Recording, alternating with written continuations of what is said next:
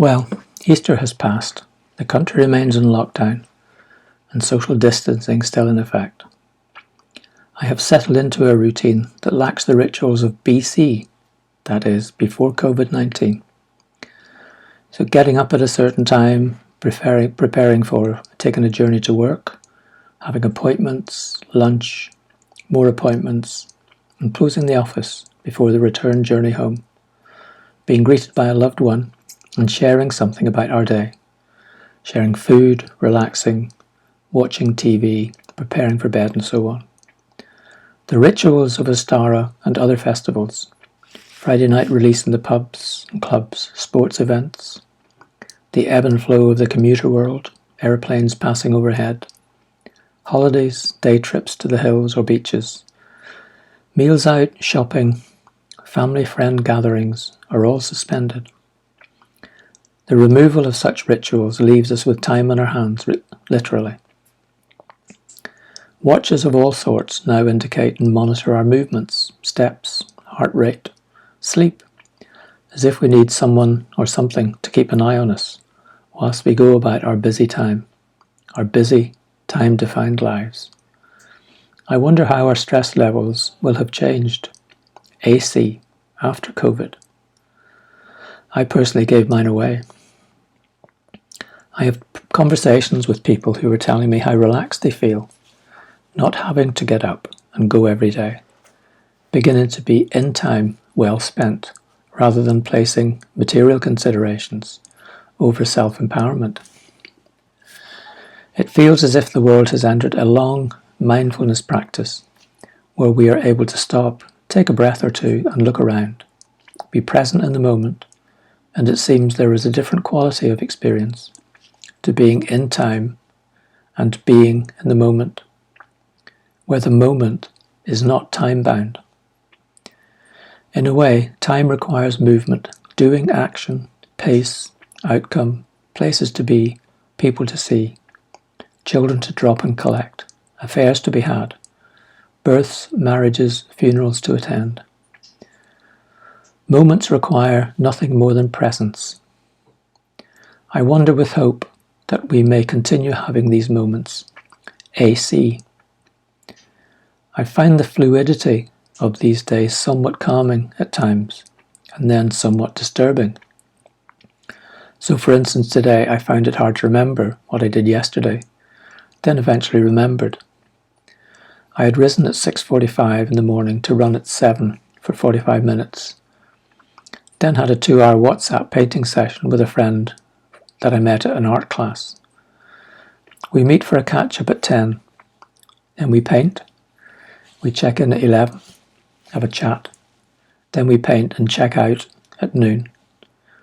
Our connection deepens as we share what might have been hidden in class about ourselves. On that day, we painted a portrait of Haruki Murakami, a Japanese author whose work we both love, and I was surprised I hadn't remembered. When I pause in the midst of COVID-19, I become aware of the opposite qualities of being human.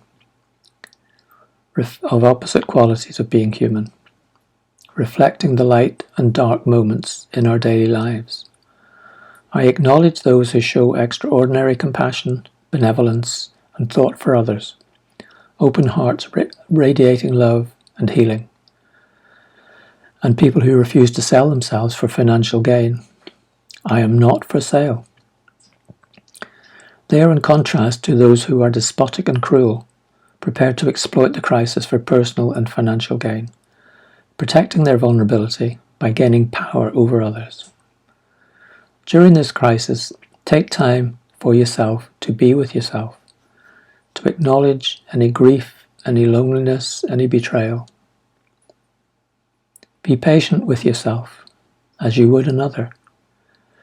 Be gentle and tender with yourself and others, and where possible, spend some time in nature, your garden if you have one, or on your daily walk or run. Remember, giving service to others is a wonderful gift, but be mindful and notice if you are tired, burnt out, or resentful, and giving out of guilt or obligation. Take a step back at times, Love yourself enough to say no to another's demands on your time and energy. Love is boundless within and around us. Love is not a zoo animal, an attraction at a museum. It cannot be tamed or destroyed, except when we lose faith in it or end up in a cruel, abusive relationship. And even then, we may continue to have it to give and become open to receive love. Can you stop for a moment and find love in your heart? Not for a person or an object, simply the feeling of love. Let it fill you up and know that it is within you, that you do not possess or own it. It belongs to us all. But be mindful that we have limits in our giving, and just as when we are hungry or thirsty, we do need replenishment. So find love, give it freely, and know when you need replenishment. Only you will know when that is. Find your voice to ask for love, to say no when you feel you need to say no. You know that we are all deeply connected to each other, to our personal and each other's histories, and to the history of the Earth, the solar system, the Milky Way, and all of the galaxies in the cosmos. Sometimes our personal histories may feel cumbersome, like a weight holding us down or holding us back. When I feel this pull, I open myself up to the scale of the cosmos and the unimaginable length of cosmic time, the millions and billions of humans that have come before. I recently watched a program celebrating 30 years of the Hubble telescope, showing a deep field photo of a forming galaxy from 12 billion years ago. That's how long it took the light to arrive at the telescope. In those moments, the connection between myself, standing on this planet, and the unimaginable vastness of the universe shifts something in me for a moment, a spiritual moment of wonder.